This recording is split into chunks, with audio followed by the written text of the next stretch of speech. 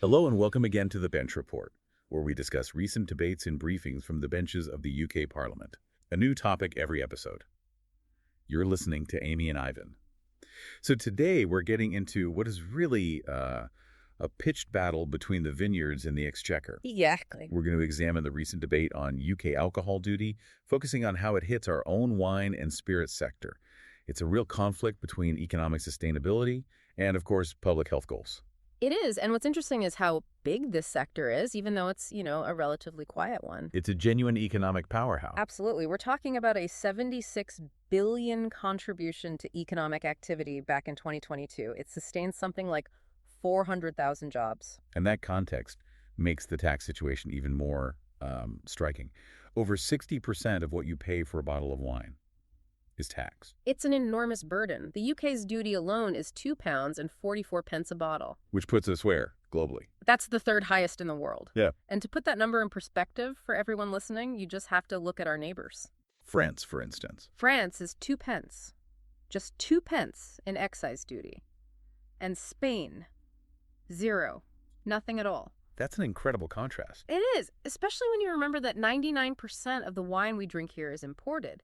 That's about 1.7 billion bottles a year. And of course, rising prices are already changing people's behavior. We're seeing it in the data. There was a YouGov poll that found 1 in 4 regular drinkers will now buy less alcohol from shops.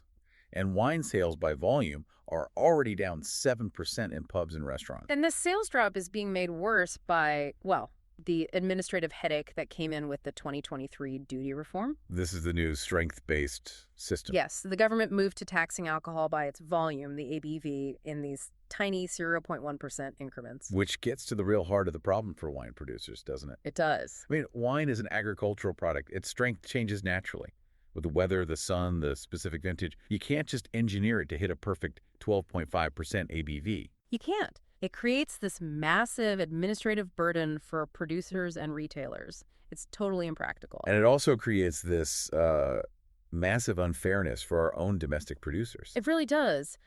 The small producer relief, which is supposed to help small businesses, is capped at 8.5% ABV. Which excludes who, exactly? Well, it excludes basically all of the top English winemakers, your Chapel Downs, your Nye Timbers. Their products naturally have a higher ABV than that. It's punishing the very innovation it should be helping. And if the whole point was to raise more money for the Treasury, it seems to have, backfired. It certainly looks that way. Duty receipts were actually $300 million lower between April and September this year compared to the year before, despite the rates going up. The industry argues the government has crossed the wrong side of the Laffer curve. The tax is so high, it's actually reducing the total revenue coming in. Of course, there is another side to this. There's a serious public health argument to consider. There is. And while you want to support business, the government has a responsibility there. High duty on stronger drinks is seen as a tool for public health. Especially given some of the tragic statistics. The alcohol-specific death rates are still a major concern. There were 1,185 in Scotland in 2024 alone. The system is trying to nudge people towards moderation, particularly after COVID, when so much drinking moved into, less safe settings at home. And there's also the argument that just freezing the duty rates helps the big supermarkets more than anyone. It widens that price gap between buying a bottle in a shop and having a drink in a pub. Right, which puts more strain on the hospitality sector. Yeah. The thinking is that closing that gap could encourage safer public consumption. So in the debate, the minister had to acknowledge all these different pressures. The requests from parliamentarians were pretty clear. What were they asking for? A full assessment of the duty increases, a proper review of that small producer relief structure, and a look at the system's whole design in the upcoming 3-year review. But the government still has to find the money somewhere. Of course.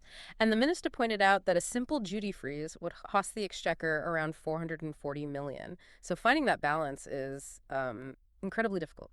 So perhaps the question to leave you with is this.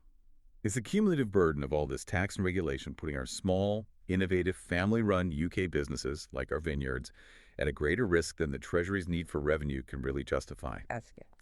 As always, find us on social media at Bench Report UK. Get in touch with any topic important to you. Remember, politics is everyone's business. Take care.